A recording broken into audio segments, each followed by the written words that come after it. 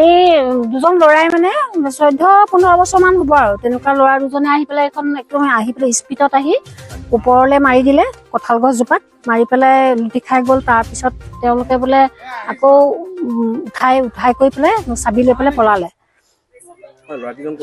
ল'ৰাকেইজন আছিলে বালিঘাটৰ। হয়, কম আছিলে 14 বছৰ 15 বছৰ এনেকুৱা হ'ব আৰু।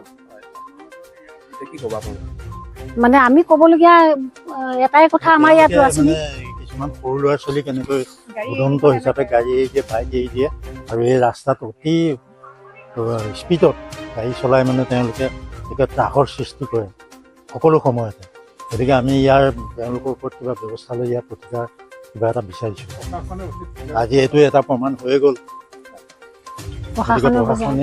প্ৰশাসনে আহিছে এতিয়া, গতিকে প্ৰশাসনে ইয়াৰ কিবা এটা ব্যৱস্থা কৰি তেওঁলোকৰ ওপৰত কিবা ব্যৱস্থা গ্ৰহণ কৰে। আৰু যিহেতু গাঁৱলীয়া ৰাস্তা আৰু ইয়াত গাঁৱত ল'ৰা ছোৱালী স্কুললৈ অনবৰত অহা যোৱা কৰি থকা হয়, ইয়াত যদি এনেধৰণে স্পীডত গাড়ী চলাই অতিমাত্ৰা স্পীডত গাড়ী চলাই যদি এনেকৈ মানুহৰ অসুবিধা হয়, তেনেহ'লে ভৱিষ্যতে আৰু ইয়াতকৈও বেছি ডাঙৰ দুৰ্ঘটনা হোৱাৰ সম্ভাৱনা আছে।